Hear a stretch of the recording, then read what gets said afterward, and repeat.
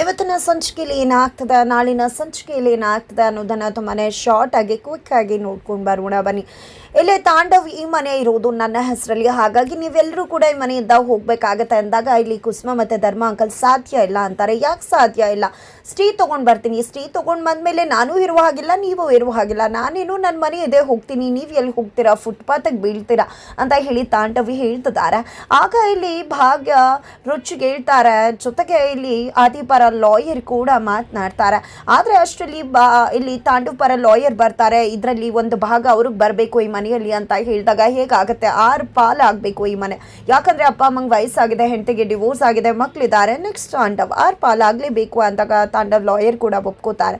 ಏನು ಮಾಡೋದು ಅನ್ಕೋತಿದ್ದಾಗ ಇಲ್ಲಿ ತಾಂಡವ್ ಸರಿ ಆಯಿತು, ನಂದನ್ನು ಭಿಕ್ಷೆ ಕೊಟ್ಬಿಡ್ತೀನಿ, ನೀವೇ ಉಳ್ಕೊಳ್ಳಿ, ಈ ಭಾಗ್ಯ ನಿನ್ಗೆ ಯೋಗ್ಯತೆನೇ ಇಲ್ಲ ತಗೋ ಅಂತ ಹೇಳಿ, ನಾನಿಲ್ಲ ಅಂದರೆ ಏನಿರುತ್ತೆ ನಿನಗೆ ಅಂತ ಹೇಳಿದಾಗ ನನಗೇನು ಬೇಕಾಗಿಲ್ಲ, 0 ಇಂದ ಶುರು ಮಾಡ್ತೀನಿ, ನನ್ನ ಪಾಲನ್ನು ನಿಮಗೆ ಭಿಕ್ಷೆ ಅಂತ ಕೊಡ್ತಿದ್ದೀನಿ, ಆದಿಯವರೇ ನನಗೆ ಇನ್ಸ್ಪಿರೇಷನ್ ಅಂತ ಹೇಳಿ ಮಕ್ಕಳನ್ನ ಕರ್ಕೊಂಡು ಮನೆಯಿಂದ ಹೊರಟೆ ಬಿಡ್ತಾಳೆ. ನಂತರ ಅತ್ತೆ ಮಾವ ಕೂಡ ತಾಂಡವ್ಗೆ ಉಗ್ದು ತಾವು ಕೂಡ ತನ್ನ ಸೊಸೆ ಜೊತೆ ಹೋಗ್ತಾರೆ. ಈ ಕಡೆ ಭಾಗ್ಯ ಬೇಡ, ನೀವು ಯಾಕೆ ಬರ್ತಿದ್ರೆ, ಅವ್ರಿಗೆ ನನ್ನ ಮೇಲೆ ಸಿಟ್ಟಿದೆ, ನಿಮ್ಮನ್ನು ನೋಡ್ಕೋತಾರೆ ಅಂದಾಗ ಇಲ್ಲ, ಇಂಥ ಮೃಗದ ಜೊತೆ ನಾವು ಇರುವುದಿಲ್ಲ, ನಿನ್ನ ಜೊತೆನೇ ಬರ್ತೀವಿ ಅಂತ ಹೇಳ್ತಿದ್ದಾಗನೇ ತಾಂಡವ್ ಬಂದಿದೆ.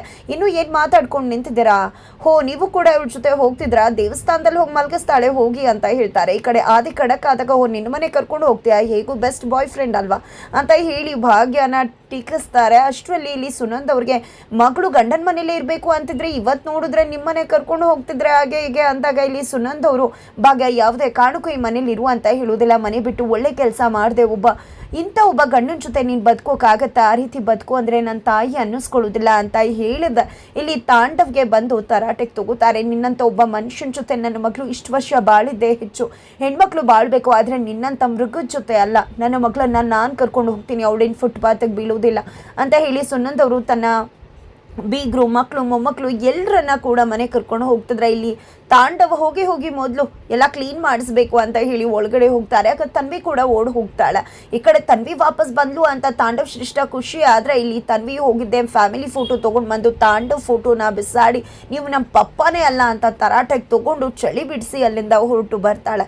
ಹಾಗಿದ್ರೆ ಮುಂದೇನಾಗತ್ತೆ ತಿಳ್ಕೊಬೇಕು ಅಂದರೆ ಮುಂದೆ ನಾವು ವೇಚ್ ಮಾಡೋದನ್ನು ಮರಿ.